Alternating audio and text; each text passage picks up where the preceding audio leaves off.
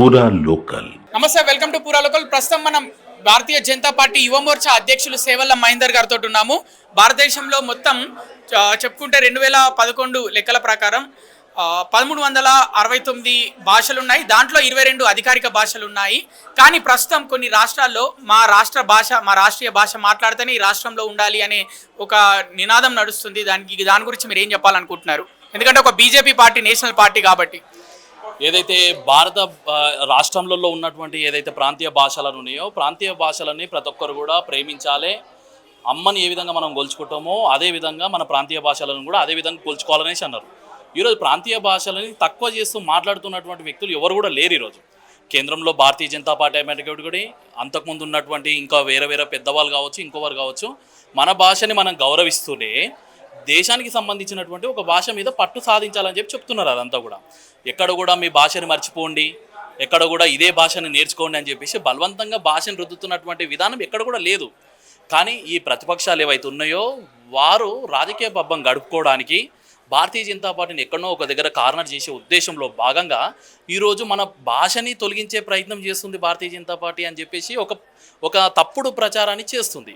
దాని ద్వారా రాజకీయ లబ్ధి పొందాలనే ప్రయత్నం చేస్తుంది. మీరు సౌత్ ఇండియా కనుక చూసుకున్నట్టయితే కర్ణాటక కావచ్చు, తమిళనాడు కావచ్చు, కేరళ కావచ్చు, తెలంగాణ కావచ్చు, ఆంధ్రప్రదేశ్ కావచ్చు, ఇది ఎక్కువ ప్రాంతీయ భాషల మీద పట్టున్నటువంటి ప్రాంతం. ఎక్కువ కూడా నేషనల్ పార్టీలకు కొద్దిగా అప్పటి నుంచి కూడా కొద్ది లాంగ్వేజ్ ప్రాబ్లం ఉంటుండే, అవి ఉంటుండే.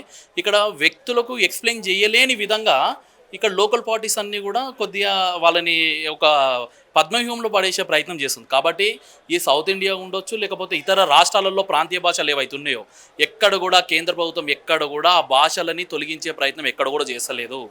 కానీ మనం అభివృద్ధి చెందుతూ ఉన్నాం. ఎందుకు ఇంగ్లీష్ మీద అంత వ్యామోహం ఎందుకు? మనని తప్పుడు ప్రచారం చేసినటువంటి ఇంగ్లీషు కావచ్చు, మనని బానిసలుగా పరిపాలించినటువంటి ఆంగ్లేయుల యొక్క భాషని మనము ఒక ఫ్యాషన్గా ఎందుకు దాన్ని భావిస్తున్నాము? మనలో ఒక అన్ని లాంగ్వేజ్లలో ఒక లాంగ్వేజ్గా దాన్ని భావించాలి అంతే తప్ప అదే ఒక ఫ్యాషన్గా దాంట్లో చదువుతూనే ఒక గర్వము, అదే ఒకటి మనకు ఫుడ్ పెడుతుంది అని చెప్పే విధంగా ఈ ప్రతిపక్షాలు కొన్ని తెచ్చినాయి.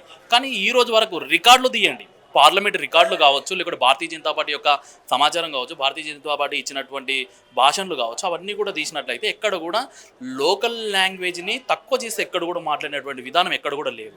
మరి ఎందు గురించి పార్టీలన్నీ కూడా కార్నర్ చేస్తున్నాయి అనేది ఒక రకంగా రాష్ట్రాలలో ఉన్నటువంటి ప్రజలందరూ కూడా గమనిస్తూ ఉన్నారు. వాళ్ళు ఈ విధంగా భారతీయ జనతా పార్టీని కింద ఉన్నటువంటి ప్రజలకు దూరం చేసే ప్రయత్నంలో భాగంగా భాషని అడ్డం తెచ్చే ప్రయత్నం చేస్తున్నారు.